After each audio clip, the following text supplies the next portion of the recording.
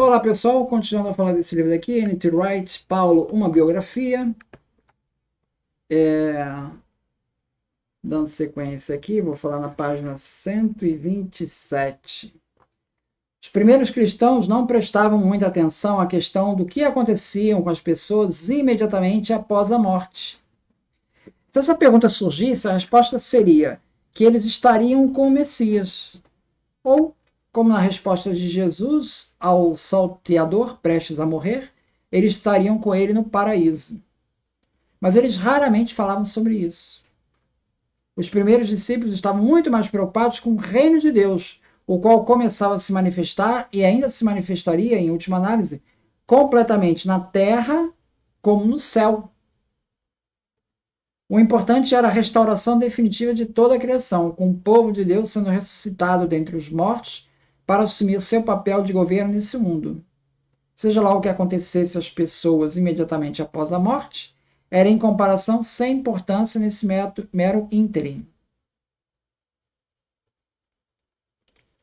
Então é interessante como é que a perspectiva deles era muito mais sobre o reino de Deus, não propriamente sobre o que acontece após a morte. Depois aqui na página 138, ele vai falar sobre essa questão dos nomes, né? Que você tem um nome de nascença, que seria Shaul, né? Ou Saulo, né? Que ficou conhecido, né? Em português. E que depois esse seria o nome hebraico, né? E você tem também um nome que ele ganhou pela cidadania romana, que seria Paulo, né? Paulus. E aí ele tinha os dois nomes, né? Na conversão, ele passou a usar mais o nome de Paulo na conversão, depois da conversão. Aí ele diz assim: Saulo é obviamente nome real, pertencente ao primeiro rei de Israel da tribo de Benjamim, que é o nome judaico, né? Saulo de Tarso, consciente de ascender da mesma tribo, parece ter refletido sobre o significado do nome, citando em um ponto uma passagem sobre a escolha divina do rei Saul e aplicando-lhe a sua própria vocação. Está em Atos 13, 9. Então, na verdade, não é nem bem Saulo, né? Seria Saul, Saul em referência ao nome hebraico. Tá? Alguns especularam que ele tenha deixado seu nome deliberadamente de lado, com suas implicações aristocráticas, a fim de usar uma palavra grega conectada ao adjetivo Paulus, que quer dizer pequeno, menor. Sinal talvez da humildade deliberada, o menor dos apóstolos, o que é bem possível. Outros propuseram que ele simplesmente escolheu um nome mais conhecido no mundo não judaico mais amplo, compartilhado até mesmo pelo governador na presente história. Como a maioria dos cidadãos romanos, Saulo Paulo teria mais do que um único nome, e é bem possível que já possuísse o nome Paulo e simplesmente mudasse em contextos diferentes. Quer dizer, o Paulo é possível que ele já tenha esse nome desde criança, quando ele ganhou a cidadania romana. Entretanto, também de nota que em Aristófanes, autor conhecido de boa parte dos estudantes do mundo grego, Saulos significa delicado, palavra usada como referência ao homem que andava de maneira efeminada. Podemos entender o porquê Paulo não desejara andar com esse rótulo pelas nações de língua grega. Entende? Porque o nome dele não era de Saulo, do grego. O nome dele vem do Saul, do hebraico. Tá? Mas ele tem muito parecido foneticamente aí com Saulo do grego. Saulus, do grego, que quer dizer efeminado. Tá? Então, como ele vai para o mundo grego, ele começa a usar o nome de Paulo, que é para evitar essa referência daí a Saulo do efeminado. Mas a origem não tem nada a ver com Saulo grego, tem a ver com Saul lá do hebraico. Interessante essa discussão, tá no 138, tá? Depois aqui na página 184, ele vai trazer uma discussão ali com Pedro. Pedro, em Antioquia, ele meio que repreendeu Paulo, né, por estar fazendo refeição junto com os gentios, né?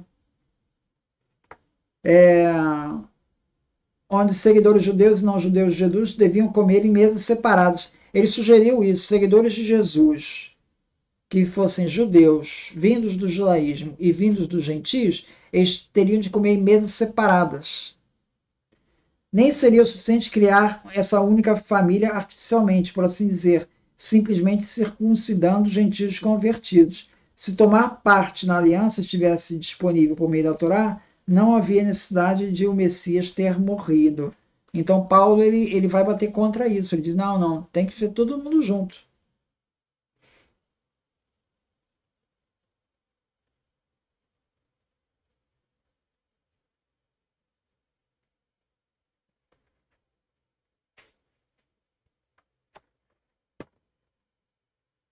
Página 190. Página 190, ele vai falar do congresso lá de Jerusalém, onde a última palavra foi dada a Tiago. Por quê? Porque ele era um nome de respeito em Jerusalém, reconhecido em Jerusalém, e era o irmão de Jesus. Então, por ser conhecido por um judeu praticante, respeitado entre os judeus, e porque era o irmão de Jesus. Então tinha muito prestígio, Tiago, irmão de Jesus. Não confundir com Tiago, filho de Zebedeu, irmão do João, filho de Zebedeu, que esse é o apóstolo. Né? Esse Tiago, irmão de Jesus, não foi apóstolo. Né? Ele se converteu depois do Cristo ressuscitado.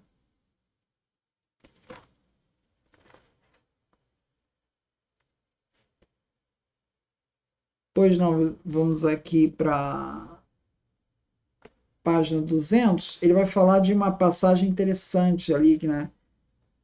que é que é onde Paulo diz assim: tornei-me judeu para os judeus, a fim de ganhar os judeus. Tornei-me sujeito à lei para aqueles que estão debaixo da lei. Embora eu mesmo não esteja sujeito à lei. E fiz isso para ganhar os que estão debaixo da lei. Então, essa é uma declaração extraordinária. Como Paulo pode dizer que se tornou judeu? Ele era judeu. A resposta deve ser que, ao buscar trabalhar com comunidades judaicas ou fazer trabalhos particulares para judeus, Paulo se comportaria como um judeu, seguiria todas as prescrições judaicas lá, tendo cuidado de observar os tabus por amor do seu trabalho, e não por crer que Deus o exigia como parte da família messiânica. Tá? Ele vai retomar esse tema aí na página 285. Paulo não era tão fixado à ideia de identidade como somos em nossa cultura contemporânea. Mas se a pergunta tivesse sido feita, a passagem oferece uma resposta clara. Tornei-me judeu. Como assim, Paulo? A gente poderia perguntar a ele. Você é judeu? Aí ele diz, não nesse sentido. Eu não estou debaixo da lei. Se estivesse, jamais teria citado Salmos 24, com a conotação de que todo alimento agora é aceitável, ou seja, não precisa seguir a prescrição judaica. Ele tem uma identidade diferente, uma identidade messiânica, mas está sobre a lei de Cristo, está no Messias. Então é nesse sentido que vem essa frase aí de tornei-me judeu. Né?